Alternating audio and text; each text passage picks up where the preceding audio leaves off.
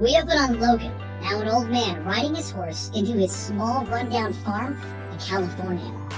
He's in charge of this land, and he has a family, a wife, and 2 small children.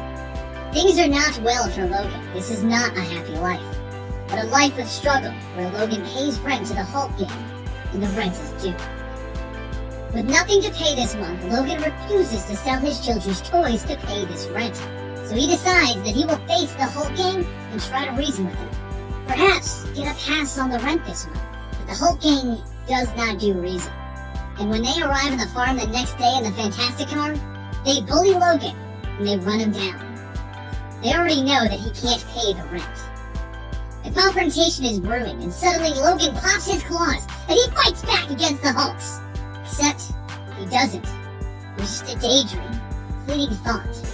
Logan has become a pacifist, and he swore to never unleash his claws again. And instead, the Hulk gang pummels Logan into the ground. They leave him a bloody mess, and they tell him that he owes double next month. Otherwise, his family will die. Lying in his bed, Logan's healing factor helps mend the wounds. He's paid a visit by one of the old Avengers, Hawkeye, who is now blind. But even a blind man can see the trouble that Logan is in, and he proceeds to offer the former Wolverine a job to help Hawkeye deliver a package to New Babylon on the east coast of the United States. If Logan's willing to help him, he'll pay him $500, which should presumably cover his debt to the Hulk gang. Logan agrees to take the job, and the next day he says goodbye to his family and he gets on board the Spider-Mobile with Hawkeye. They embark on an adventure to save Logan's family. Their journey begins by taking them through Northern California where they encounter the Monoloids that live underground and have infested San Francisco. As Hawkeye tells Logan, these things are new and they've been sinking whole cities. He thinks that this is the Earth trying to take back what belongs to it. They begin by exploring an empty building for survivors when the Ghost Riders attack out of nowhere. Logan scrambles to get to the Spider-Mobile, but he's immediately attacked by a Ghost Rider gang member.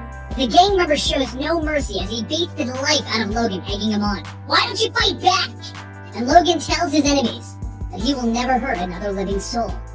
Leaving Logan on the ground, Hawkeye has seen enough of this astonishing sight and he proceeds to shoot the Ghost Riders with arrows, murdering them where they stood. You see, Hawkeye might be blind, but he has an amazing sense of hearing. Logan is appalled by the violence from this one-time adventure, but Hawkeye just looks at Logan in disgust and asks, "What the hell did they do to you, man?" Logan replies, "They broke me, bub." The two eventually arrive at Hammer Falls, which is the #1 tourist attraction in America because, well, it's the final resting place of Thor's hammer. Even though they were simply planning to stop through the town, they're immediately approached by Ultron 8, who is now married to Hawkeye's third ex-wife, Tanya. Ultron 8 pleads with Hawkeye to go see her, and when they meet her, they learn that his daughter, Ashley, has recently formed a super team that has been captured by the new Kingpin. Hawkeye needs to rescue her, but Logan is only interested in going to deliver the package. Hawkeye offers to double his pay if he helps him rescue his daughter, and Logan reluctantly agrees, although he still plans on not using any violence to assist Hawkeye. He won't pop these claws. At Salt Lake City, Kingpin sits in an arena as he watches 2 of Ashley's teammates, Daredevil and Punisher, get eaten alive by a pack of raptor-like dinosaurs. As Fisk leaves the arena, Logan identifies where Fisk is keeping Ashley, and Hawkeye enacts a crazy plan where he uses the Spider-Mobile to simply drive into the building and rescue her. The Spider-Mobile can do whatever a spider does. As the car crashes into the prison, Hawkeye leaps out and kills all of the opposition in his way, and as he frees Ashley, the Kingpin walks in demanding to know what's going on.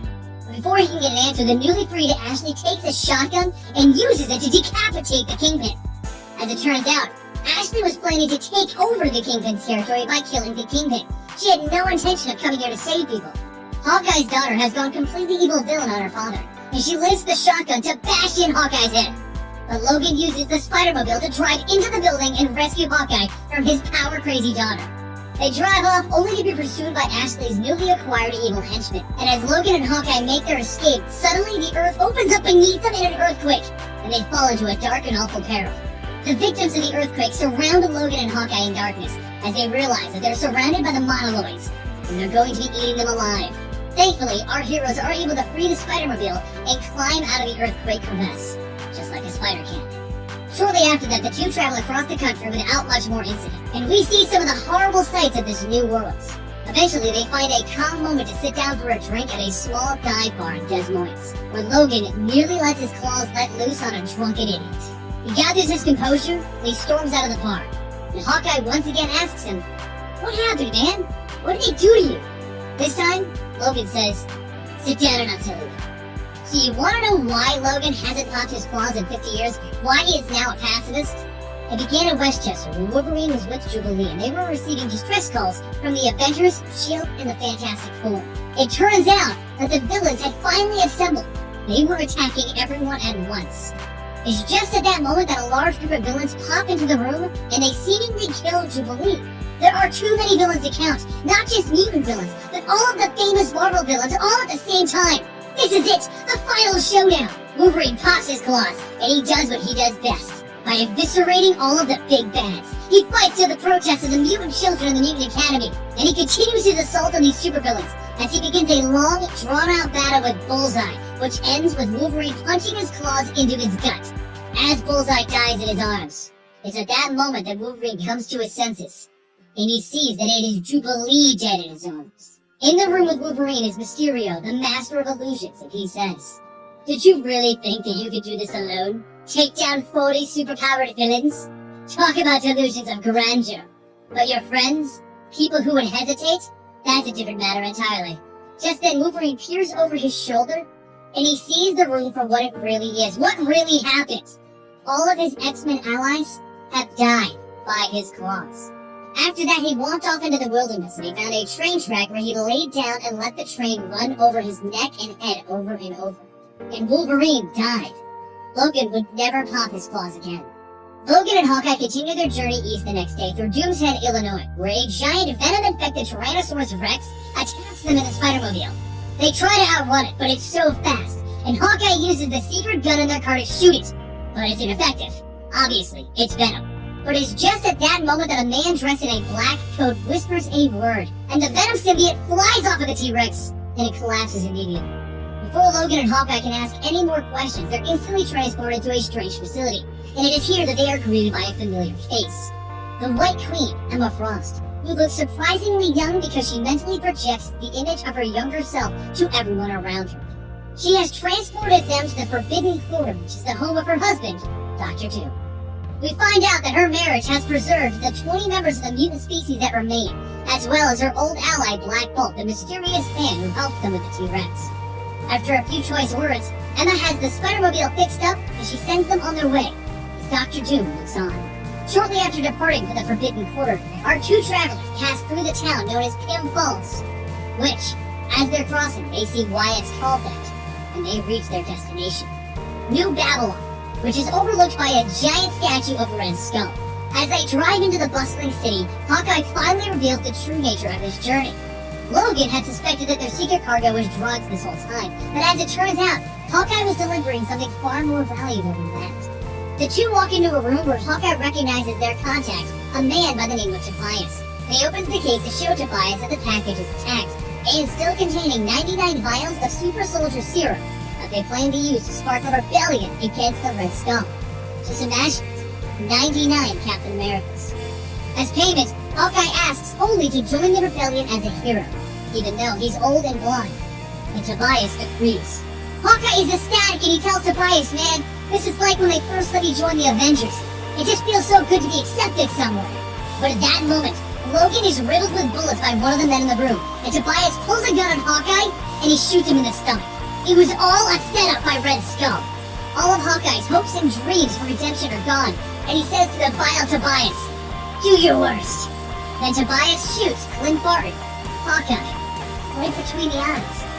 Meanwhile, over in the Capitol building of New Babylon, Red Skull remembers defeating his greatest foe, Captain America, as he stands in a room filled with the memorabilia of all of the departed Marvel heroes. As Tobias and his shield lackeys walk into the room, we see that Red Skull is wearing Captain America's uniform as some sort of sick tribute to his fallen enemy. Tobias then drops 2 body bags in the room and also has the super soldier serums and a suitcase of money that was going to be used for the whole operation. Just as Red Skull is complimenting them on a job well done, Logan rises from his body bag, still regenerating from the many bullet wounds, and he punches out Tobias and the other SHIELD members. Logan looks at Red Skull and says, "You're going down, Skull.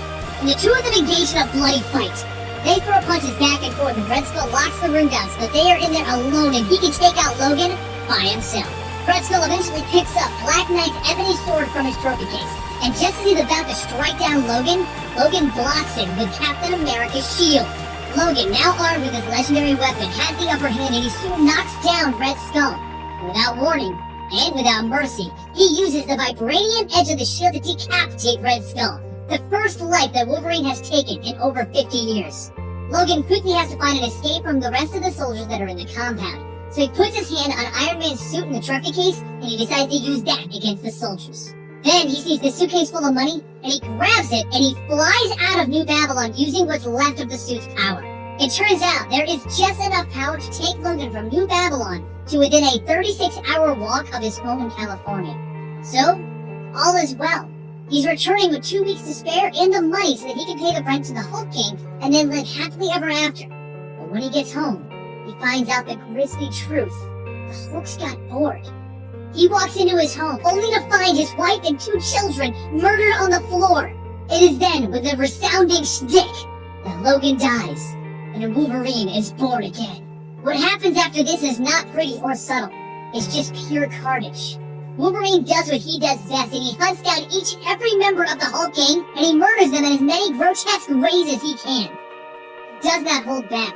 His revenge is nearly complete, and after tracking down every member of the Hulk gang, he troubles upon Bruce Banner's lair for the final showdown. Bruce Banner has been holed up here with one of his grandchildren, simply known as Big Bruce. Bruce Banner doesn't give very many reasons for why he moved into the country and had a redneck family of Hulks, but he does explain that it was probably something to do with the gamma radiation messing with his head a little. So old frail human form of Bruce Banner, with superhuman strength, fights against Logan. And as they fight, Banner reveals that he was bored of being a landlord, bored of being a supervillain. He wanted someone to fight and kill again, which is why he decided to get his greatest nemesis, Wolverine, back.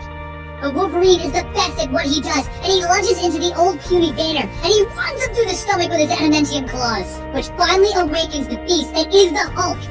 Now the size of a building, he grabs Wolverine and he bites into him. Hours later, another remaining Hulk relative walks back into Bruce Banner's lair, and he sees Hulk sitting and reveling at his greatest victory. He ate Wolverine, but Hulk is having stomach cramps, and suddenly, Wolverine bursts out of Hulk's body, presumably killing Bruce Banner, the Incredible Hulk, finally!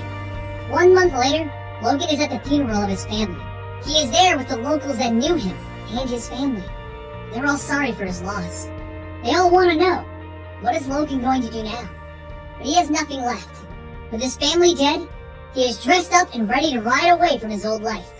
As he's ready to leave, one of them asks, "Are you really going to bring law back to this country?" And he replies, "Why not? Got nothing better to do." While the task may seem impossible, Logan begins to ride off into the sunset with little baby Bruce Banner strapped to his back.